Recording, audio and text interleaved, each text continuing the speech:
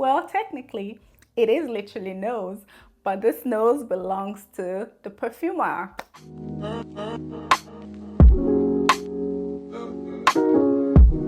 Hi my loves, welcome back to my channel. Over here we talk about fragrance, beauty, fashion, lifestyle, and everything in between. Today we're talking about fragrances, but not perfume or fragrance bottles and stuff like that.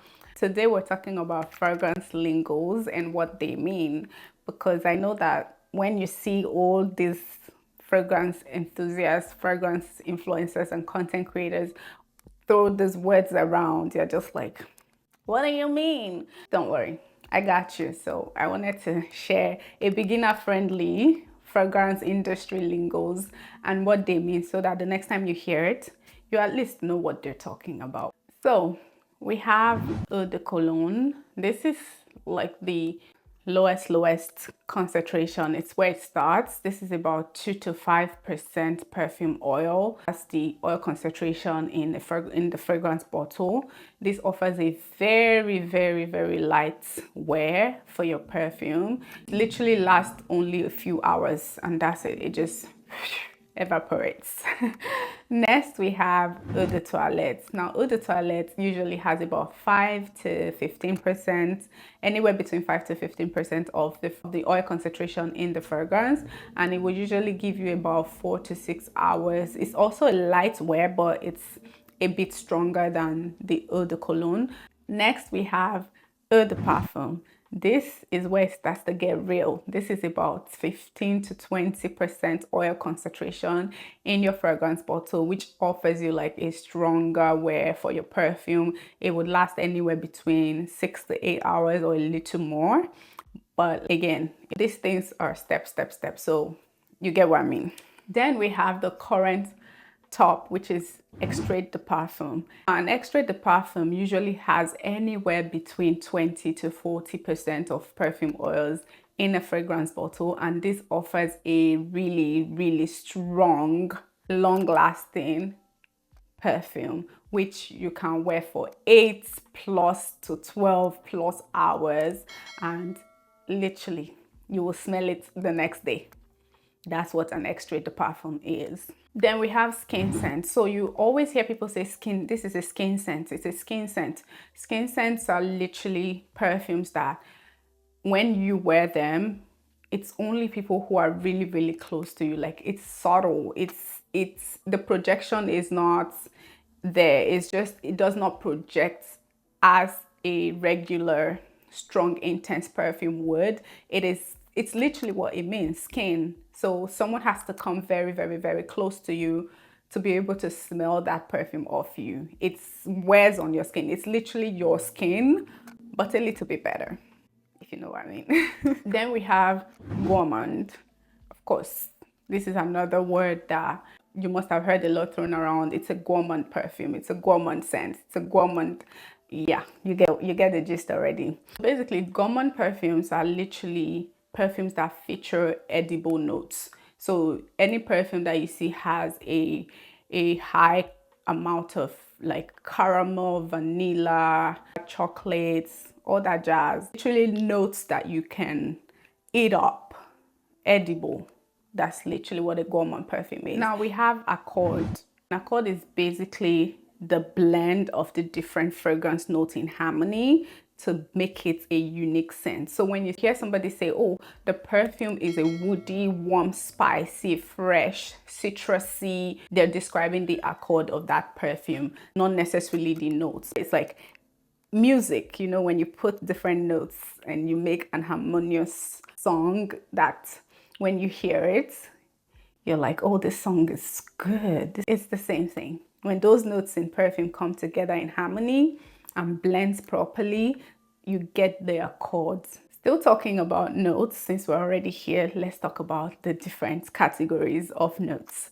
Now, let's start with the top notes. Top notes are literally the first thing you smell when you spray a fragrance. You know, that first thing that comes into your nose is what the top notes is made of. Could be like citrus, could be herbs, could be anything, whatever the perfumer put in the top notes is what you're going to smell when you first spray it. And they're usually very quick to fade away. They vanish quickly. A few minutes, they're off. It's literally just that first sniff that comes into your nose is top notes. Now, heart notes are the one that emerge after the top notes has evaporated. And this usually give the sense, their personality, literally what it means, the heart, what gives it that personality. It's usually like florals, like spices, just whatever makes up the heart of that perfume after the top note has evaporated. And this usually lasts also like a few minutes. It could be anywhere from 15 minutes and after. And then that will give way to the base notes, or when you hear people say the dry down. Now, base notes are the longest lasting parts of perfumes. This again gives the perfume depth and richness. It's the main thing. It's what lingers on after you sprayed the perfume. The top note has gone, the heart note has gone. It's the base note that lingers. They're usually made up of woods, resins, musk. When you hear people say, oh, the base note has sandalwood, akigal wood, oud, those type of things, the base note is where it's at. The depth, it's the richness, it's the intensity, it's everything. I don't have to explain dry down because I already explained it with the base note, but dry down is basically what it means. It's after the top note, the middle note or the heart note has evaporated, giving the base note a space to shine. Now let's talk about nose. You've heard people say, oh, the nose behind this perfume, the nose, and you're like, is it literally nose? Well, technically, it is literally nose, but this nose belongs to the perfumer. The nose means the professional perfumer behind any fragrance. Your niche fragrance, your designer, your Arabian fragrance, literally anything fragrance. The person that said, oh, I'm gonna blend this note, I'm gonna blend that note, I'm gonna put this, literally, the perfumer is the nose. The likes of Quentin Beach, Natalie, Francis Codjon, Kilian, Hennessy, those people are perfumers. They're the nose behind the perfumes. Now, there is also flanker. You hear people say, Givenchy made the flanker of Linta D. Lancome made the flanker of La Vie Belle. Kilian made the flanker of Angel's Share.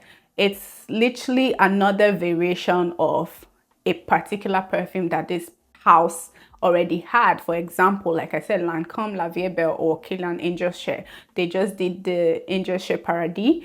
That's a flanker of Angel's Share. It could either be a lighter version. They would just do a little tweak to the blend, or a more intense version of that particular fragrance. So however the scale goes, whether lighter or more intense, that's literally what a flanker is. Now let's talk about the big three, which is projection, sillage, and longevity. This is another term that you may have heard perfumers or perfume content creators and enthusiasts throw around. And for some people, for a beginner, you think they mean the same thing. You're like, okay, what's projection? What's longevity? What's sillage? Don't they mean the same thing? And oftentimes people interchange sillage and projection particularly, but they don't mean the same thing. So let's get into it. Projection, it literally means how far a perfume extends from your skin. So what do you get from it immediately? Once you spray it, like from a distance, someone would smell it. It projects, it like I said, it extends from your skin. It just goes off, you know? It shows off. Now for sillage, and why they are always mixed up together by people who don't necessarily know what they mean, is because sillage is the central that a perfume leaves behind. So you can see why it's easily misused with projection. Remember, I said projection is how the fragrance extends from your skin. From a distance, someone smells it. But sillage, on the other hand, is the trail that it leaves behind. A perfume with high sillage is noticeable after you leave. Like you step into a place and somebody tells you, oh, were you in that room? And you're like, yeah, I was. Like, yeah, I smelled you. That's sillage. It's noticeable. You're not even there, but someone can smell you. As you move, as you go along, people smell you after you passed. That's sillage. Now, lastly, longevity. Longevity is literally how long the fragrance lasts. And a long-lasting perfume can last you anywhere from hours to the whole day. Some perfumes, you can smell them even after you wake up the next day. Some, after you've had your bath, you can still get whiffs of them. That's literally longevity. It's just how long a fragrance lasts on your skin when you spray before it starts to fade away. So I think I'm gonna draw the curtain here. I'll probably make a part 2 because there's so many fragrance industry lingos that I still need to explain to you, just so you know when we're talking about these things. I just wanted to make this beginner friendly, just talking about a lot of the things that are very common for you to hear when a fragrance content creator and enthusiast is talking about a particular perfume. And now I hope after this video you're able to follow along and know what they're talking about when they use all of these languages or lingos. But let me know if you want a part 2, and I would do the other ones that I have. And that's everything right now. Let me know what your scent of the day is. Drop it in the comment as well, and I'll see you guys in my next video. Bye.